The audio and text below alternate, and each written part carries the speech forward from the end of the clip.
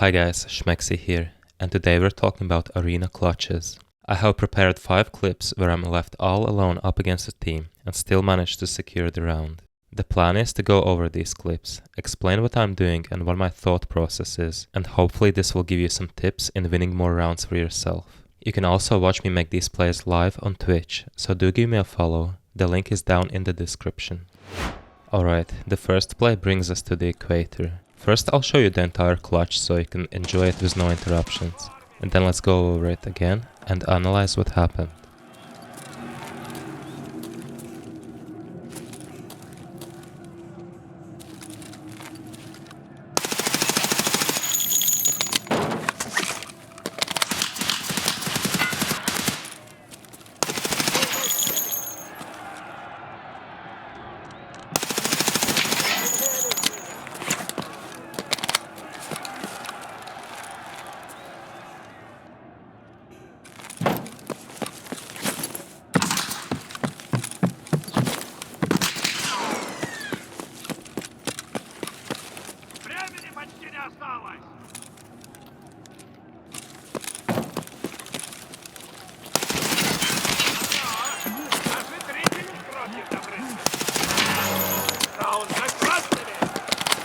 Okay, so one more time. The first thing you will notice is that I'm in a position where I can see the scoreboard. While this will not always be the case, my first tip is to familiarize yourself with where these are located around the map and try to give a look at them from time to time. The difference between knowing if you are left alone or still have teammates up is huge, because you can know 100% that every footstep you hear is a threat, and so you're ready to shoot on sight.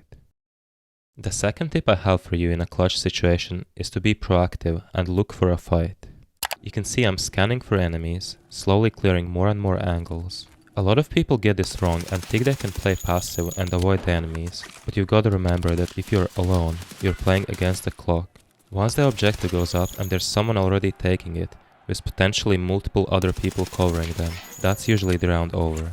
So your plan is to try and eliminate as many enemies as you can before the objective comes up. I hear a footstep to my left.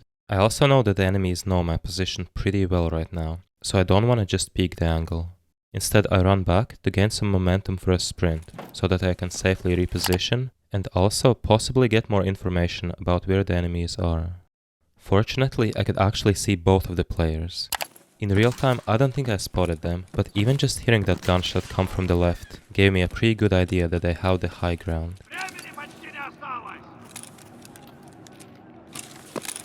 When I hear someone right in front of me, I'm ready to close in the distance and take the fight face to face. This is because I'm playing to my strengths. I have a fast firing gun and I generally consider myself good at CQB. This is something to think about. Depending on the loadout you're using and your personal strengths, you want to try and pick fights which suit you the best. The other thing to keep in mind is that this play I did isolated 2 1v1 duels, as the van covered myself from the other player who had the high ground.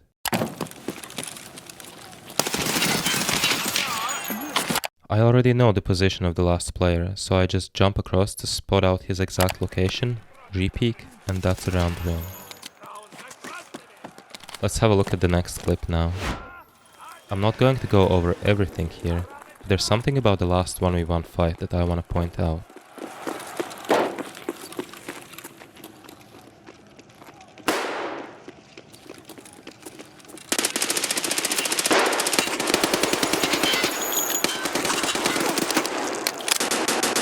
Ja, aber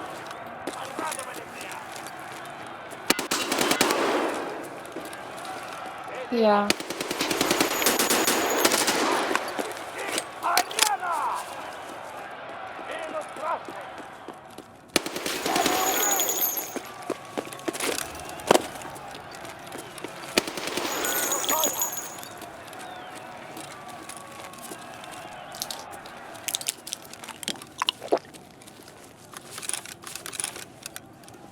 When I heard someone go prone in front of me, I knew they are committed to a position. I wasn't sure exactly where the enemy went prone. Could be on top of the bus, to the right of it, or maybe even inside the bus. What you don't want to do in a situation like this is to start clearing angles slowly, because the enemy has already set up in an advantageous position. They're gonna be hard to hit when laying down and have very good recoil. So instead what I decide to do is to reposition and see if I can spot out where exactly this guy's prone, and then figure out what to do next. And that's him right there, do you see it? Now I know I can slowly peek into the angle and start spraying him up before he can even do anything.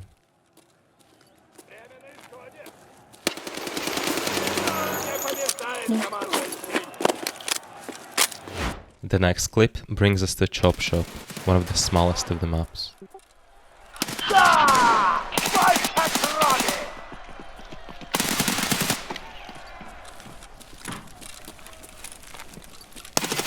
This first guy just taught you a lesson. If you're going to jiggle peek an angle, do it once and once only.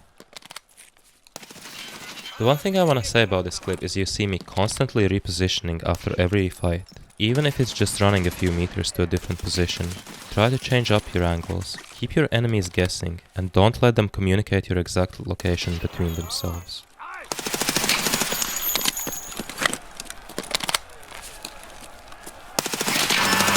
Also, another mistake that the last guy did was to make an audible footstep. I actually had no idea where the last one was, and so he had an advantage over me.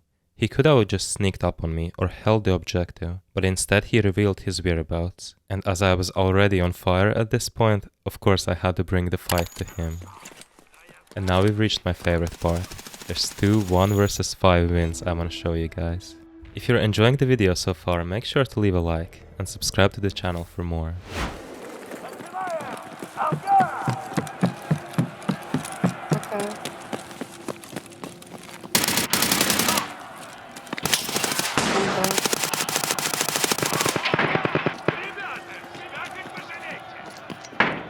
Okay, so first of all you might be asking, what kind of position am I playing? Like, what am I even doing here? Well, this might seem a pretty bad and exposed spot at first. It's actually very unexpected, and a lot of people are not going to clear this, so it can work out really well sometimes. What I do not expect, of course, is for all of my team to go down, and now I'm left in a rough spot where only a godlike aim can get me out of.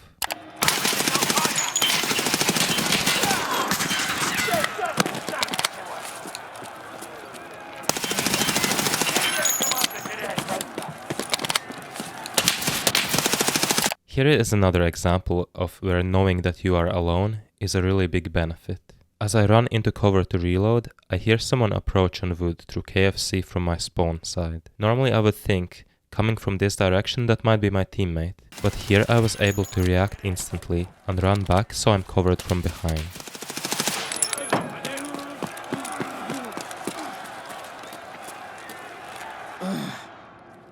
The last guy, even though I knew he is playing marksman with 5-round magazines and often switches to his pistol as he is now, I do not underestimate him or rush him down.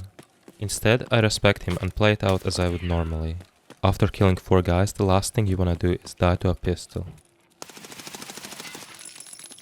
And he actually played it really well. He baited out my shots, and I realized that I don't have much ammo left, and so I had to leap into cover to reload. My goal here was similar to his. Bait out a couple of bullets, and then, on a third time when he did not expect it, I swung out wide and sprayed him down with the power of full auto. And now we've made it to the final clip. Definitely a favorite of mine.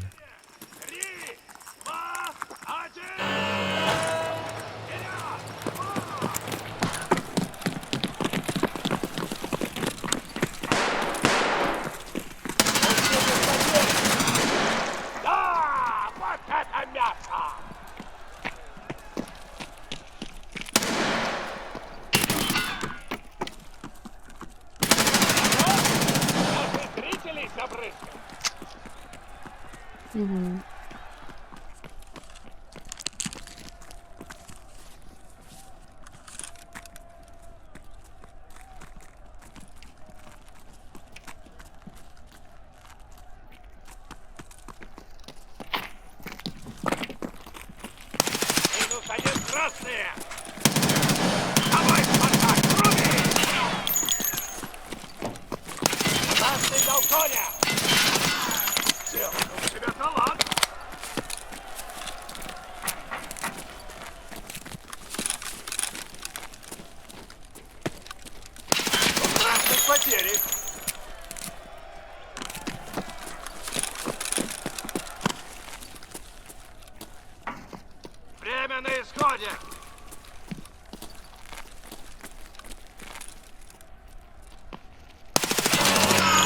Nice. That's how you do a 1v5, guys. That's how you do it.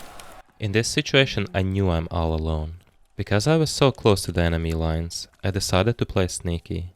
My goal was to kill a couple of them before they even realized that I am this close. When I only managed to get one, hell is let loose, and they decide to push me. What I did was okay, but really, if you were in the enemy's position, you must coordinate the push and have everybody attack at the same time. Think about it, if there's 4 people running me down, there's almost no way I can survive that. I even don't have enough bullets in the magazine to deal with that. But instead, I managed to isolate every fight into a 1v1, and won each of those duels. Honestly, this is probably the most important thing to take away from this video. If you're left all alone, your primary goal is to reposition and play in a such way that you are always fighting just one enemy at a time.